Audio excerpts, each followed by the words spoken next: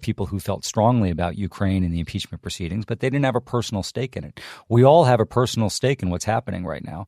That will be interesting for me to watch. I think they won't outright critique him and say he's mishandling this. I think what they'll say is it'd be helpful if he, stopped his rage tweeting. But, if this gets much more serious and the delta between the leader we need and the leader we have is clear to all, even including some of his fanboys, I think you may begin to see that wall really break for the first time. Can we talk about Vice President Biden a little more? Yes. I want to ask you if you have any concerns about his candidacy, and also how you remember first learning about him. You're a Delaware guy. Biden's been a senator from Delaware since, I think, 1867 or something like that. What do you make of the current run, and do you have concerns? Well, first of all, I think the first time I met Joe Biden, I was working on a U.S. Senate campaign in Delaware in 1988 against Bill Roth, famous for the Roth IRA and his St. Bernards. And Biden, as you remember, when he ran for president, had to pull out because of the plagiarism incident, but then had a very serious aneurysm. And so I was down in Delaware's only got 3 counties. Sussex County is the southernmost, which is both along the beaches, so, Rehoboth and Dewey, but very conservative in the rest of the county. And there was a big Democratic event there. It was at night, and Joe Biden reemerged, and it was the first political event. And it was really such an emotional event for people because they hadn't seen him in months. So that's how I first met Joe Biden and saw him. So here's the thing. He's doing this largely on momentum, so that concerns me. It's not coupled with the type of money or organization you'd like to see. But he did have a lot of political support. So what's happening right now is people who had left Joe Biden when he wasn't performing well in debates or Iowa and New Hampshire have come back to him. And now that it's a 2-person race, people are having to choose. And so folks who weren't either with Biden or Sanders, who were undecided or with some of the other candidates, seem to be flocking to Biden in big numbers. So his challenge now is, one, to build the kind of national campaign, including with great digital sophistication, to go up against the Trump machine. No small task. Really build out his campaign. They've got to hire a lot of staff into Philadelphia, into the headquarters, and out into the states, and they've got to get on that pronto. So that means they have to raise the resources to do that and do that in a thoughtful way that builds a good culture. And then he's got to up his performance. So it's been stronger recently. I think his interviews have been stronger. He had a really good CNN town hall. His last 2 debates were better, although I think we're grading on the curve. And so I know some Democrats generally, no matter who they're for, a lot of Biden supporters are worried about the debate on March 15th, the one-on-one debate with Bernie. He needs to do that debate.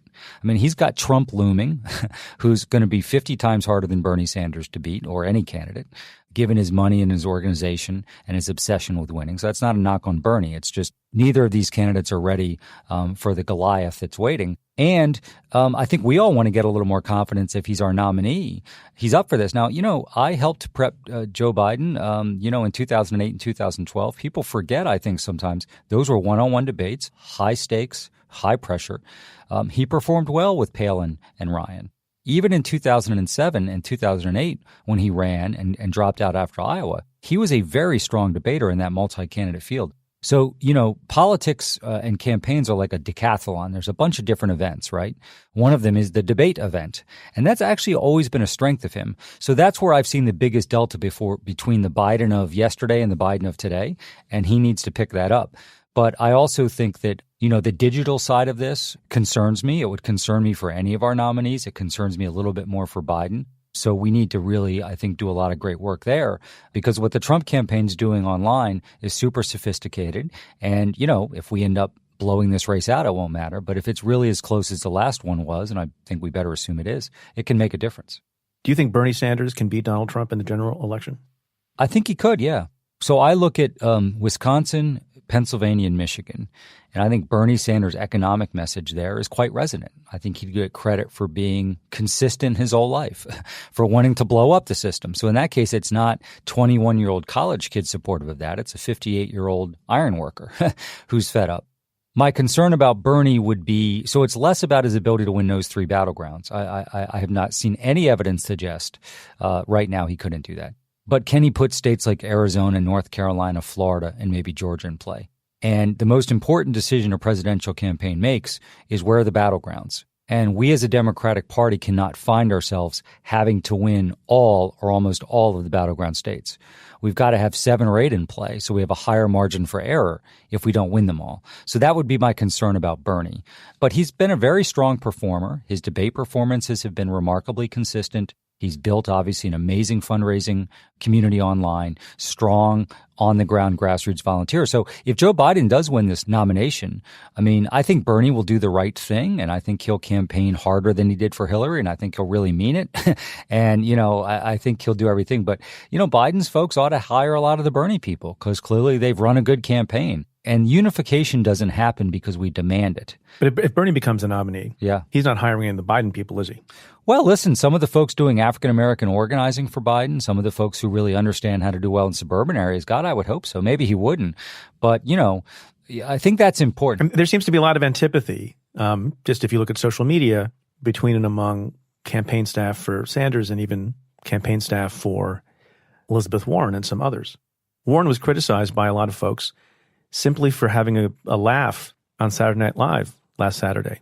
People arguing on Sanders' side, she has time to go on SNL but doesn't have time to endorse him. Right. Well, listen, first of all, we can estimate Twitter for real life, right? But there's no doubt for sure. So, I've been out on the road for my book tour, in some battleground states. I'm in Pittsburgh today, and, they've been Bernie people in the audience and Biden people in the audience, and there's no doubt, it's not going to be kumbaya right away. But I think people understand the ultimate goal here is to get the menace out of the White House. But primaries, the 2008 Clinton-Obama primary was much tougher than this. That was not a picnic, right?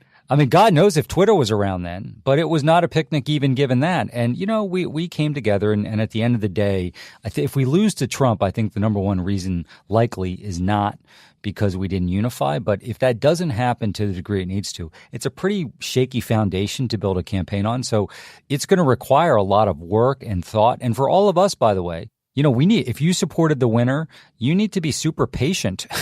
I think I wasn't as patient back in 2008 as I should have been. It was like, hey, we got 5 months to beat McCain and it was a tough primary. Let's get going. I listened and I did a lot of outreach, but you always have to remember, I want to hear from you first. What's bothering you? What did you think was unfair? We need you. Clearly, if you're the Biden campaign, it's like, we don't know how to get the support of young people. Going to counseling. You do. Right. Yeah, right.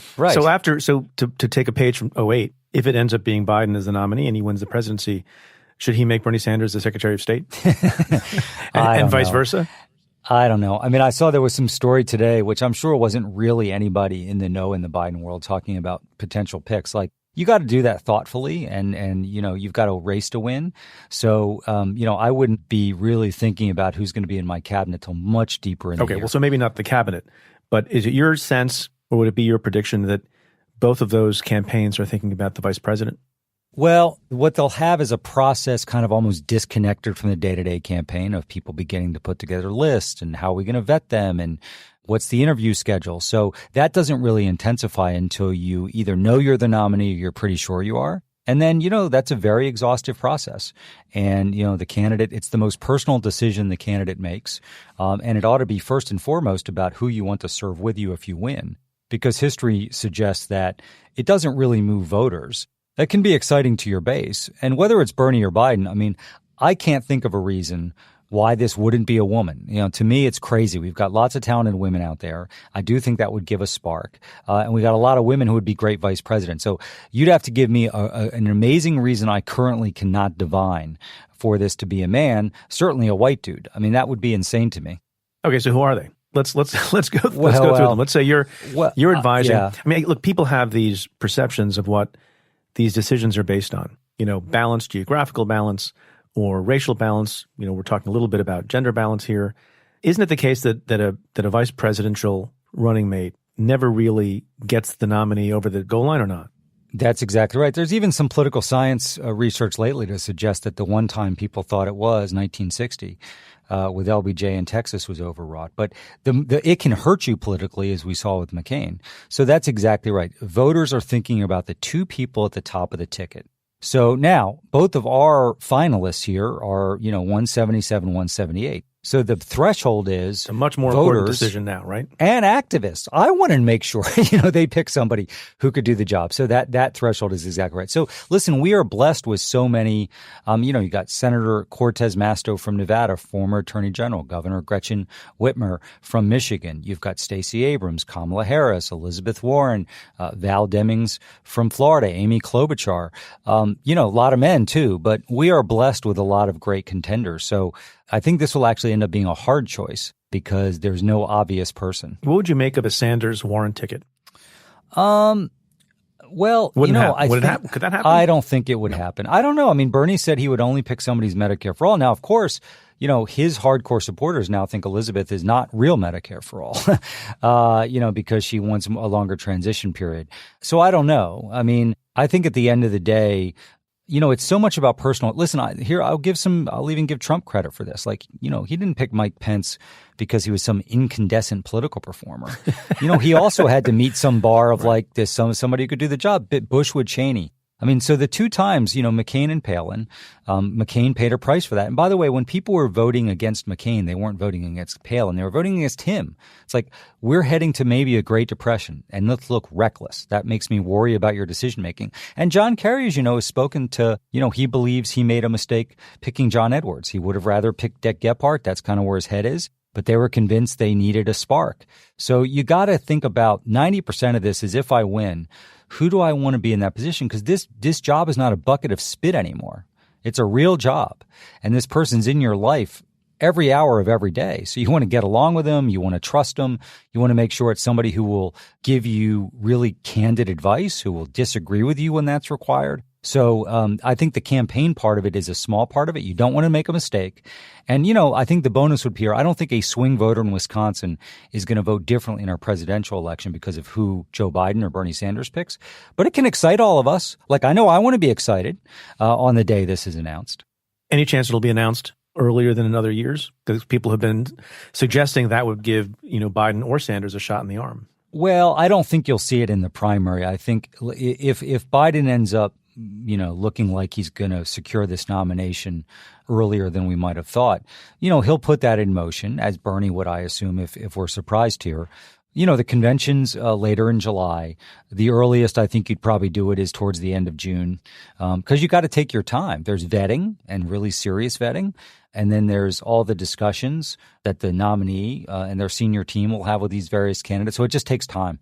So let's talk about your book, A Citizen's Guide to Beating Donald Trump. And we talked about some of the things that are in the book already, but this seems to be something that a lot of people are asking about. I see it in my Twitter feed all the time. People wanting to know, what they can do. And sometimes there are people who live in swing states, but sometimes there's people who are here in New York where it's a foregone conclusion that New York will go for whoever the Democratic nominee is. You have a lot of prescriptions in here. Why don't you give us sort of the top line, one or two things that someone who's listening to this show who really cares about the country and wants to defeat Donald Trump, what can they do? Right. So, Preet, the spirit to me is more important than the specifics. I'm proud of the specifics I've captured here. But, the spirit is there is no magic cavalry that's going to emerge. That is all of us. And this is going to be a close election. So make your own plan for this election. So first, if you live in a battleground state. So I was in the last 2 days in North Carolina and Florida and saying the whole world's counting on you. So if you hadn't been a precinct leader before in Hillary's campaign or Obama's, consider doing that. If you're doing 4 hours a month, can you do 12? If you haven't been doing a lot of social media where you're sharing content and fighting against information, do that.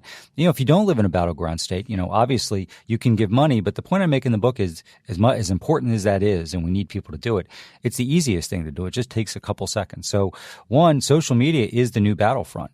Use your social networks. If you understandably might have gotten rid of them because you were frustrated by them, you need to sign back up through November 4th. Create your own content, share content that motivates you. I think in 2016, so much of us, what we shared on Twitter and Facebook and Instagram was anti-Trump. And we need to share more positive, both ideas. If we see a great interview by our nominee, share it. Create content. Best example, if you have a neighbor or a friend who voted for Trump last time who's now going to vote Democrat, ask if you can take a 15-second video and post that. There's postcard writing that's super effective. There's phone calls. If you live in New York and you can drive to Pennsylvania, there's not really a good reason for you not to do that a lot. So what do you mean postcard? Ownership. What do you mean postcard writing? Well, there'll be postcards. The campaign will say, here's people that we think are swing voters or who are registered, who we're concerned might turn out. Will you write them a postcard and tell them what the election means to you and how we're counting them? I'd love to see postcards written to all the volunteer leaders in the battleground state from people like you and me who are in New York and California, saying, Gretchen, I just want to thank you for all you're doing in Eau Claire, Wisconsin. We're counting on you. So there's a lot you can do.